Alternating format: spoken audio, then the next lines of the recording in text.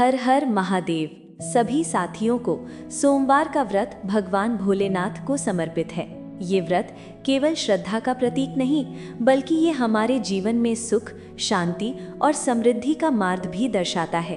कहा जाता है कि जो भी भक्त मन से भगवान शिव की आराधना करता है, सोमवार का व्रत करता है और उनकी कथा श्रद्धा से सुनता है, उसके सारे दुख, कष्ट और बाधाएं दूर हो जाती हैं।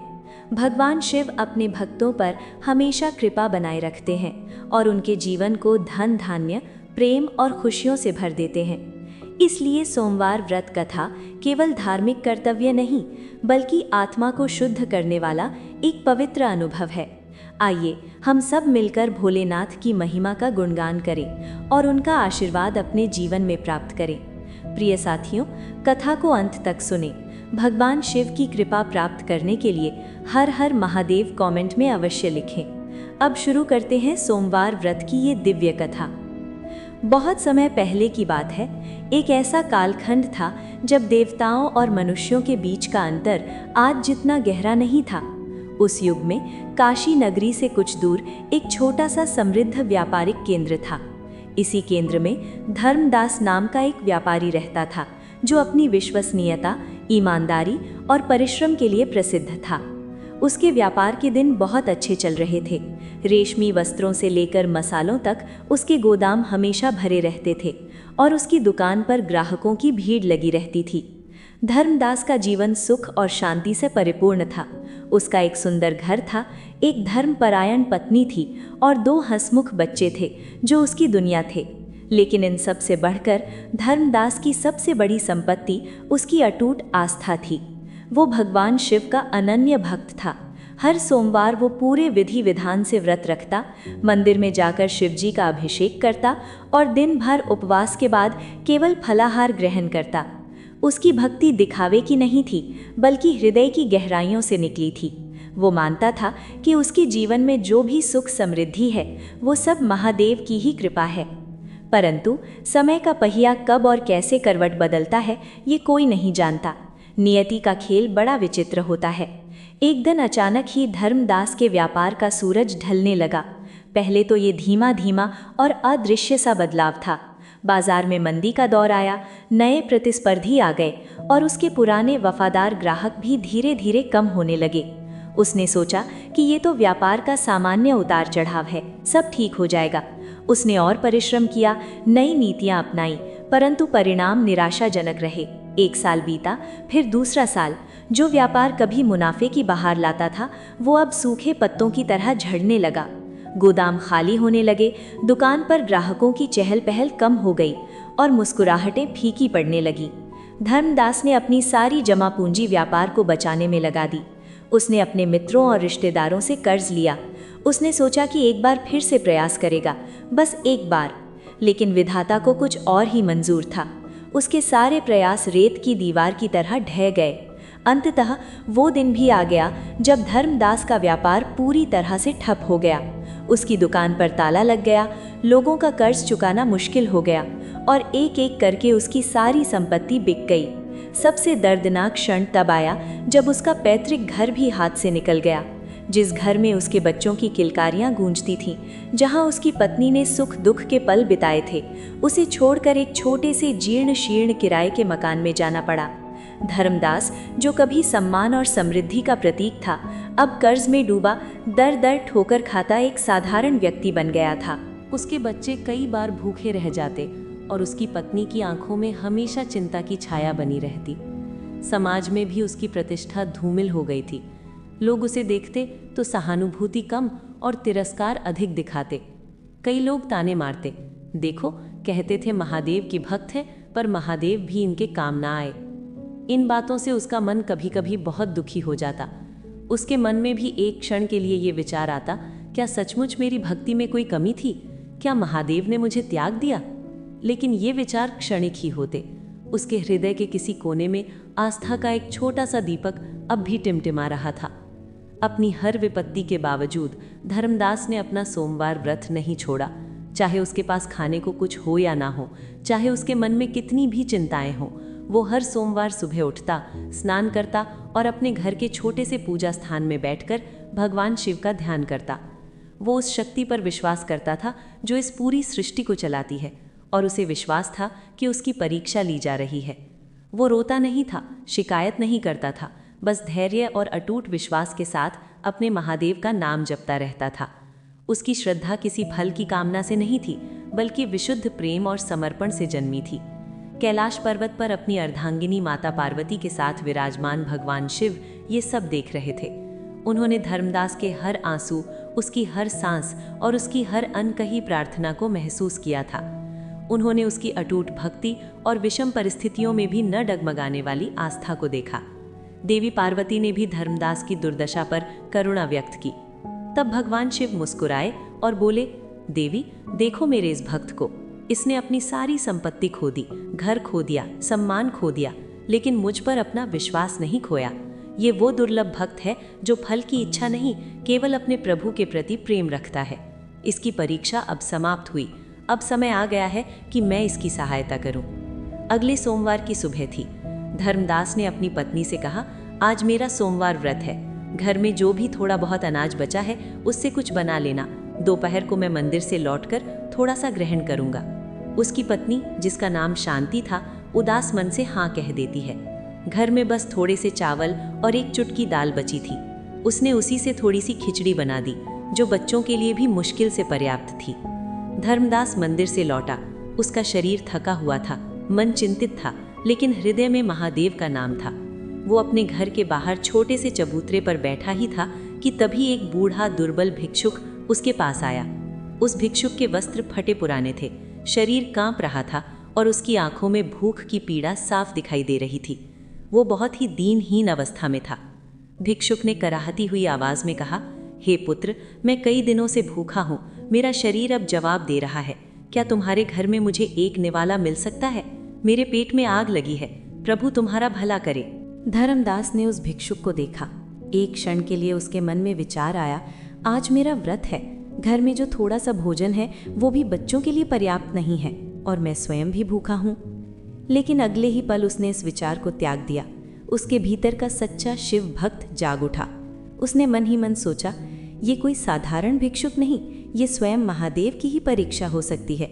मैं कैसे एक भूखे को अपने द्वार से खाली हाथ लौटा सकता हूँ?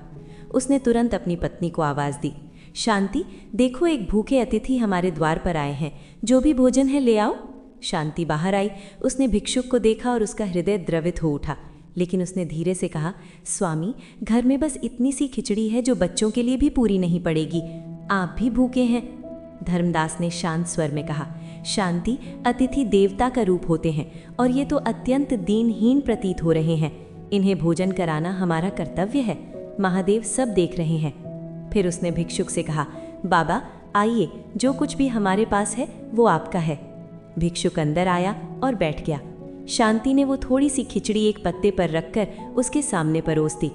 वो भोजन इतना कम था कि मुश्किल से एक व्यक्ति का पेट भर सकता था। भिक्षुक ने खिचड़ी को देखा और फिर धर्मदास से पूछा, पुत्र, क्या तुम सच में ये सारा भोजन मुझे दे दोगे? क्या तुम स्वयं नहीं खाओगे? तुम्हारे बच्चे भी तो भूखे हैं। धर्मदास ने विनम्रता से उत्तर दिया, बाबा, आप सही कह रहे हैं।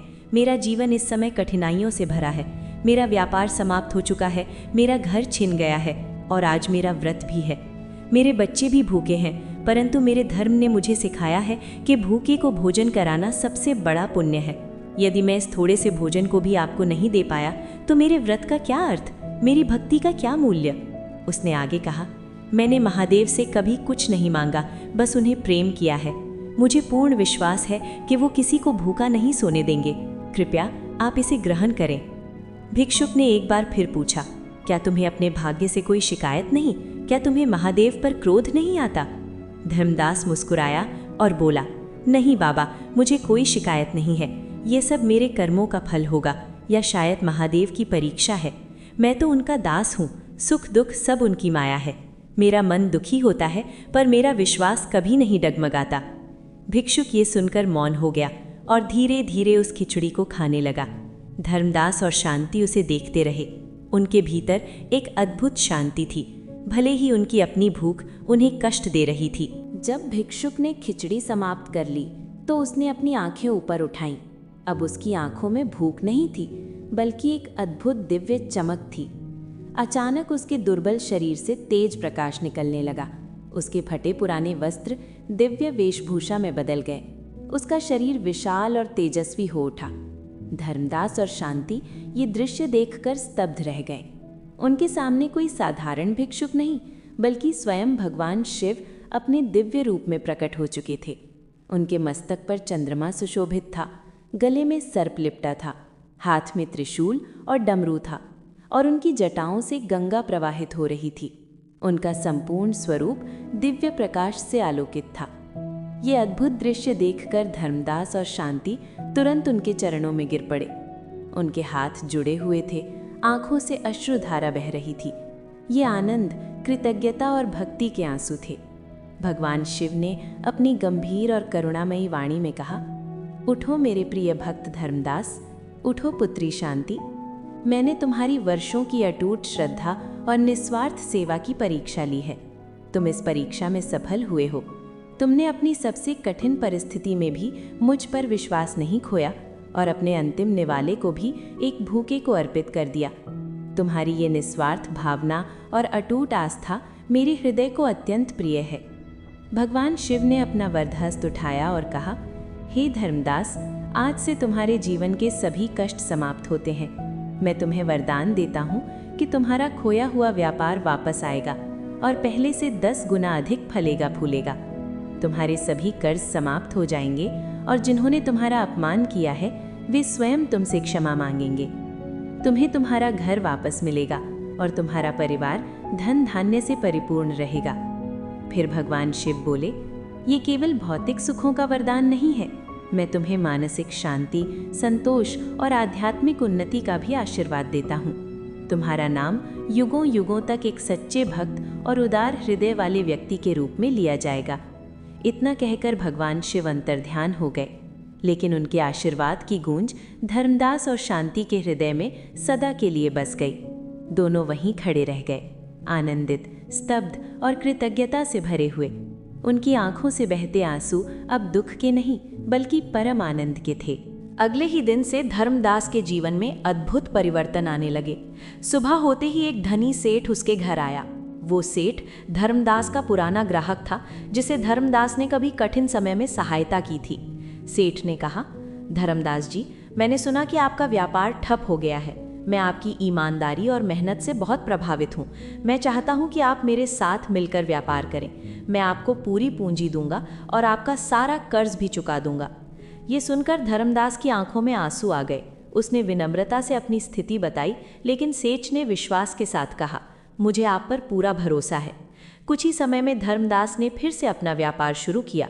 इस बार भगवान शिव की कृपा से उसका व्यापार पहले से भी अधिक बढ़ने लगा। उसके गोदाम फिर से भर गए, दुकान पर ग्राहकों की भीड़ लगने लगी और उसकी सफलता की चर्चा दूर दूर तक होने लगी। धीरे धीरे उसके सारे कर्ज उतर गए और उसका खोया हुआ सम्मान भी वापस आ गया। उसे उसका पुराना घर भी वापस मिल गया। अब धर्मदास ने अपनी संपत्ति का सदुपयोग करना शुरू किया। उसने गरीबों की सहायता की, मंदिरों का जीर्णोद्धार कराया और कई ज़रूरतमंदों की मदद की। वो जानता था कि ये सब महादेव की कृपा है, इसलिए उसने इसे सेवा में लगाया। उसने कभी अपना सोमवार व्रत नहीं छोड़ा। अब उसकी भक्ति में एक नया भाव जुड़ गया था, कृतज्ञता का भाव। वो हर सोमवार मंदिर जाकर भगवान शिव का धन्यवाद करता। उसकी पत्नी शांति भी हर परिस्थिति में उसके साथ खड़ी रही और उसके धैर्य और भक्ति पर गर्व करती रही। उनके बच्चे भी बड़े होकर धर्मपरायण और संस्कारी बने। धर्मदास का जीवन हमें ये सिखाता है कि सच्ची आस्था, निस्वार्थ सेवा और कठिन समय में धैर्य रखने का फल अवश्य मिलता है। चाहे समय कितना भी कठिन क्यों न हो, यदि हम ईश्वर पर विश्वास रखते हैं और धर्म के मार्ग पर चलते हैं तो अंततः हमें सफलता और शांति दोनों प्राप्त होती है। महादेव अपने सच्चे भक्तों को कभी अकेला नहीं छोड़ते। उनकी परीक्षा कठिन हो सकती है, लेकिन उनका आशीर्वाद उससे भी अधिक महान होता है। प्रिय साथियों, यही इस सोमवार व्रत कथा का पावन संदेश है। यदि आपको ये कथा पसंद आई हो तो कमेंट में हर हर महादेव अवश्य लिखें। आपके जीवन में सदैव सुख, शांति और समृद्धि बनी रहे, इसी कामना के साथ हर हर महादेव।